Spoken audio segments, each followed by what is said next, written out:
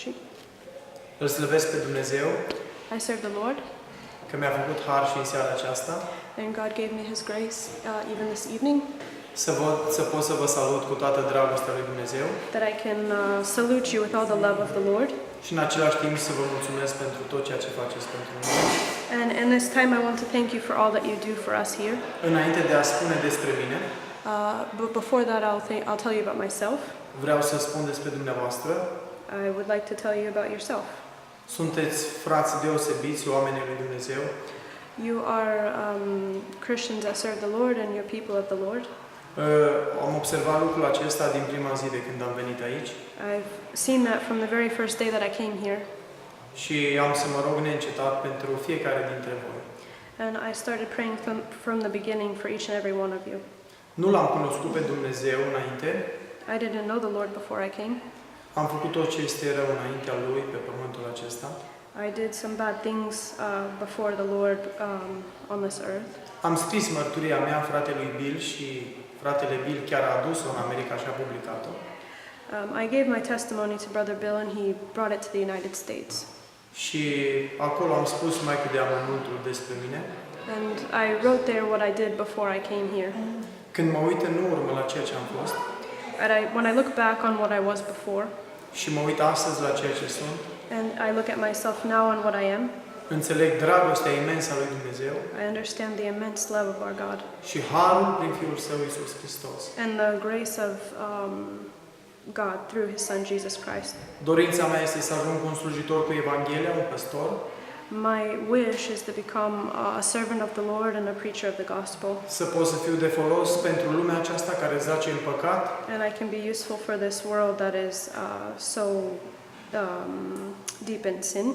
să pot să lucrez pentru lărgirea împărăției lui Dumnezeu And I can work for the furthering of God's kingdom. și să încerc să strâng comori acolo unde omul nu are acces la ele. And I'll start to gather my crowns and my treasures to where the moth and the rust doesn't corrupt. Dumnezeu m-a binecuvântat să fiu în locul acesta, God blessed me to be in this place. m-a echipat într-un mod deosebit de frumos. He blessed me with a beautiful team here. Mulțumesc profesorilor, atât de aici de România, cât și cei din Statele Unite. I'm thankful for the teachers that we have from Romania and the teachers that we have from the States. Mulțumesc celor care au îngrijit de noi și în ceea ce privește starea materială. I'm thankful for all of, can you say that again? Starea materială, care au îngrijit de noi și în ceea ce privește starea materială. For all the materials that they bring, all the financial support that they give us. Și cu ajutorul lui Dumnezeu.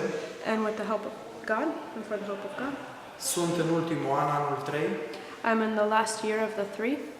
Și vă îndemn din toată inima să vă rugați pentru mine. I would ask all of you to pray with all of my heart for me. Ca Dumnezeu să-mi scoată o biserică să pot să lucrez. That God will bring a church that I can serve in. Și să facă din mine un slujitor al lui cu adevărat. And that will make me a true servant of His. Dumnezeu m-a binecuvântat cu o soție. God blessed me with a wife. Mi-a dat un băiețel, îl cheamă David, face 8 ani în august. He gave me a little boy named David, and he's going to be 8 years old in August. Soția e însărcinată în luna a 6-a, cu al doilea copil, este fetiță. My wife is having our second child now in 6 months. Și împreună cu toată casa mea, ca și eu, vrem să-i slujim lui Dumnezeu. And together with our whole house, we want to serve the Lord. Primul lucru care m-a determinat când m-am întors la Dumnezeu a fost Geneza 1:1. La început Dumnezeu. The first thing that I determined when I turned to the Lord, I'll read from Genesis 1:1. In the beginning, God created the heaven and the earth. Pentru că în viața mea erau alte lucruri decât Dumnezeu pe primul loc. Because in my life there was other things in the first place of my life. Other things took first place. Când am citit lucrul acesta, mi-am dat seama că Dumnezeu este cel care trebuie să fie. When I read this, I realized that God needed to occupy first place instead of the other things. Astăzi nu pot să spun altceva decât ce a zis Apostolul Pavel în 2 Galateni 2:20. În Galateni 2:20. I can't say anything else than the Apostle Paul said, which he said in Galatians 2:20.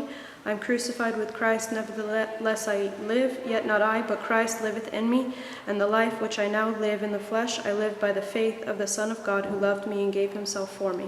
Îndemnul meu pentru dumneavoastră Îndemnul meu pentru dumneavoastră care mă vedeți este ce spune Apostolul Pavel în Romani 8 cu 14. 14 cu 8. Și dacă trăim pentru Domnul trăim, And I și want dacă to murim read, pentru Domnul murim.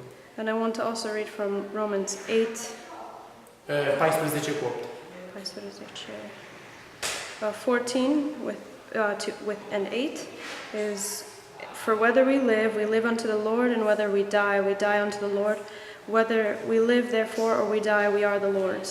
Domnul să vă binecuvinteze. God bless you all. Amen. Mulțumesc frumos.